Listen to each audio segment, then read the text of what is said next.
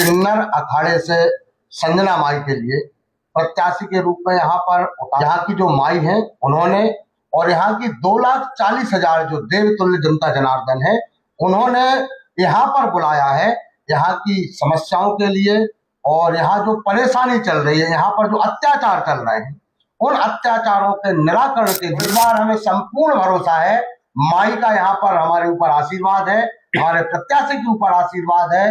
और यहाँ की जनता जनार्दन, हमारे पास कोई धन नहीं है, न जो हमारा प्रत्याशी है उसके पास कोई धन है, यहाँ की जनता जनार्दन ही सहयोग करके उनके लिए चुनाव लड़ा रही है। क्योंकि हम लोगों का मात्र इतना कहना है कि सर्व भरोसे की तमन्ना अब हमारे दिल में है, देखना है जोर कितना बाजुए कातिल में है, आगे आगे देखिए होता है। नमस्कार दोस्तों, Anupam identity welfare foundation ARD news में आपका स्वागत है। दोस्तों 13 तारीख को दतिया के उपचुनाव में नामांकन की डेट निकल चुकी है और प्रत्याशी मैदान में आ चुके हैं।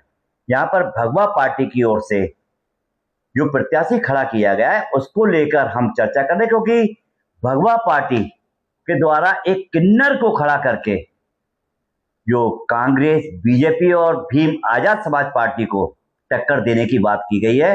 और चर्चा भी है कि इस बार दतिया कुछ बड़ा करने वाली है। तो उनसे पूछते हैं कि ऐसा क्या है कि उन्होंने दतिया के उपचुनाव में ताल ठोकी है, निर्दलीय के रूप में ताल ठोकी है। क्या वो किसी पार्टी के बी पार्टी, सी पार्टी बनकर सामने आए हैं या हकीकत में चुनाव जीतकर जनता के विकास का, दतिया के विकास का, दतिया के उत्थान के लिए सामने आए हैं? क्या नाम है आपका? जी, मेरा नाम शिव कुमार भार्गव है और मैं भगवा पार्टी से प्रदेश अध्यक्ष हूँ। और हमारी भगवा पार्टी ने किन्नर अखाड़े से संजना माई के लिए प्रत्याशी के रूप में यहाँ पर उतारा नहीं है और ना भगवा पार्टी यहाँ पर चुनाव लड़ने के लिए आई है। यहाँ पर यहाँ की जो माई है उन्होंने और यहाँ की 2,40,000 जो देवतुल्य जनता जनार्दन है उन्होंने यहाँ पर बुलाया है यहाँ की समस्याओं के लिए। और यहाँ जो परेशानी चल रही है, यहाँ पर जो अत्याचार चल रहे हैं, उन अत्याचारों के निराकरण के लिए कि यहाँ की जनता के लिए अत्याचारों से निजात मिल सके, इसलिए यहाँ पर बुलाया है। और वो देवतुल्य जनता यहाँ पर संजना माई के लिए चुनाव लड़ा। अच्छा, आपका कहना है और आपकी पार्टी के कुछ लोगों का कहना है कि कांग्रेस और बीजेपी एक सांपनाथ है, एक नागनाथ है, तो नेवला भी तो साथ में आ गया है। देखिए, एक सांपनाथ है, एक नागनाथ है और नेवला उसे हम नहीं कह सकते कि वो नेवला है, वो अजगर है। अजगर के रूप में यहाँ पर आया है, जो यहाँ के अभी तक सांप बन के डसा, नाग बन के डसा, अब वो अजगर बन के यहाँ पर यहाँ की जनता जनार्दन के लिए डसना चाहता है। पर यहाँ की जनता समझदार है, यहाँ के लोग समझदार हैं। आज से 6 महीने पहले जब हम यहाँ पर दतिया आए, यहाँ का हमने सर्वे किया, यहाँ की जनता से हमने जाना, उनकी परेशानियों को जब हमने सुना कि यहाँ की जनता बहुत ज्यादा परेशान है और जिस अजगर की बात आप कर रहे हैं वो अजगर तो यहाँ की जनता से ब्याज के नाम पर लूट खसोट करता रहता। नाम लेना मैं उचित नहीं मानता हूँ। ये ब्याज के नाम पर लूट खसोट पर आप समझ जाएंगे कि वो व्यक्ति कौन है। और रही बात जिन्हें हम नागनाथ या सांपनाथ कह रहे हैं, उनके लिए भी यहाँ की जनता बहुत समय से देखती चली जा रही है। और इस बार हमें संपूर्ण भरोसा है, माई का यहाँ पर हमारे ऊपर आशीर्वाद है, हमारे प्रत्याशी के ऊपर आशीर्वाद है। और यहाँ की जनता जनार्दन, हमारे पास कोई धन नहीं है, न जो हमारा प्रत्याशी है उसके पास कोई धन है, यहाँ की जनता जनार्दन ही सहयोग करके उनके लिए चुनाव लड़ा रही है। और जिस तरीके से हमें सहयोग मिल रहा है, किसी दूसरी जगह जाकर 1 महीने पहले से रहना, भोजन की व्यवस्था होना, अन्यत्र खर्च जब वहां के लोकल के लोग करते हैं तो इस चीज से संपूर्ण विश्वास हो जाता है कि वो विजय प्रदान कराने के लिए हमारा सहयोग कर। अच्छा जी, बताइए आपने प्रत्याशी किन्नरी को? देखिए, हमने प्रत्याशी किन्नर इसलिए चुना, देश ने नारी को भी देख लिया, नर के लिए भी देख लिया और दोनों का शासन काल भी देख लिया कि दोनों के शासन काल में देश गड्ढे में चला गया। किसी समय देश को सोने की चिड़िया कहा जाता था, पर आज हमारे देश में हर एक नागरिक लगभग, यदि आंकड़ा निकाला जाएगा तो 5 लाख रुपए का कर्जदार है। उसे दोनों सरकारों ने कर्जदार बना दिया है और आज गुलामी की ओर देश जा रहा है।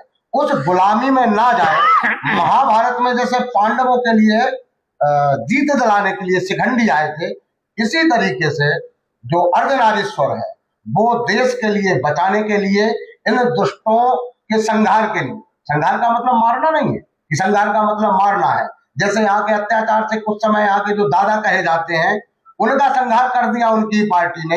ऐसे ही जो दुराचारी है, देश का जो अहित कर रहे हैं, उनके संघार के लिए एक अर्धनारीश्वर के रूप में भगवा पार्टी यहाँ पर लेके आई है। और रामचरितमानस में भगवान राम ने, तुलसीदास जी ने भी इसका उल्लेख किया है कि भगवान राम का इनके लिए वरदान है। और जब इनकी दुआ से जो जाते हैं, जो आशीर्वाद देते हैं लोगों के लिए, कहीं से ये निकल जाते हैं तो इनसे आशीर्वाद लेने के लिए जनता उमड़ पड़ती है।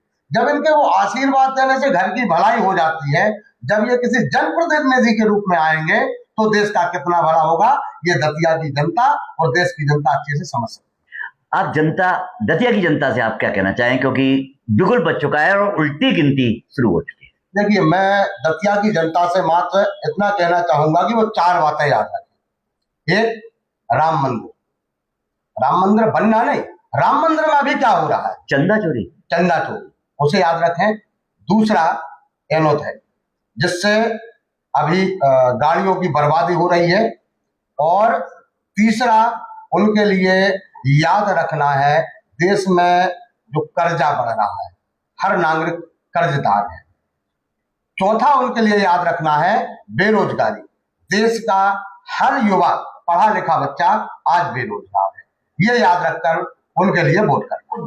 भगवा पहन के बीजेपी का विरोध कर रहे हैं कि कांग्रेस की पार्टी से तो नहीं है कहीं आप?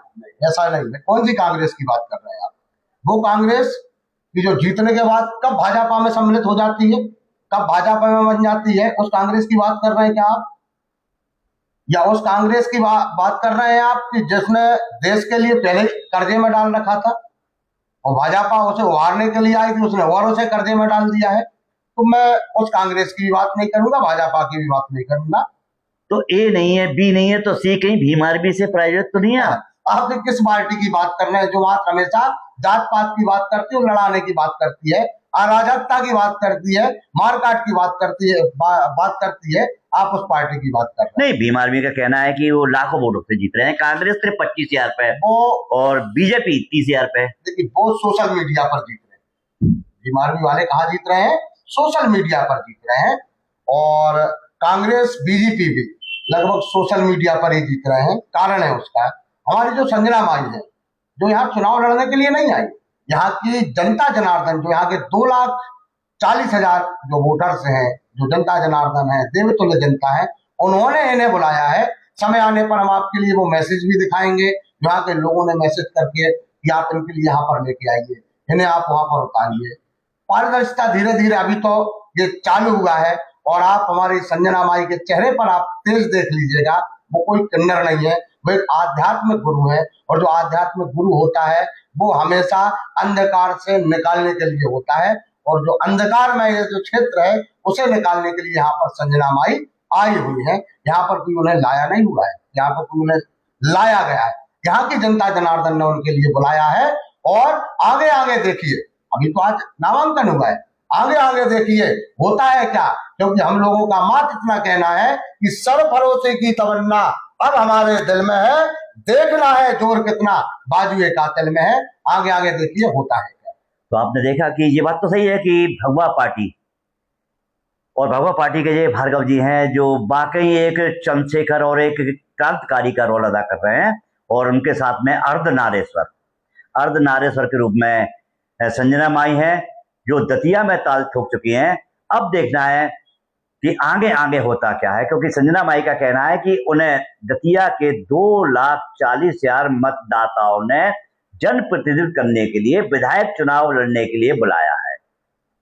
और बात भी सही है कि जब नामांकन भरा तो नामांकन के समय जिस तरह से बीजेपी, कांग्रेस और भीम आर्मी की नींद उड़ी थी, उससे लगता है कि मुकाबला सने सने ही सही मगर बड़ा रोचक और बड़ा अविस्मरणीय होने वाला है। जो त्रिकोणी था अब वो 4 श्रेणी में आने वाला है। इसी के साथ जय हिंद, वंदे मातरम, नमस्कार।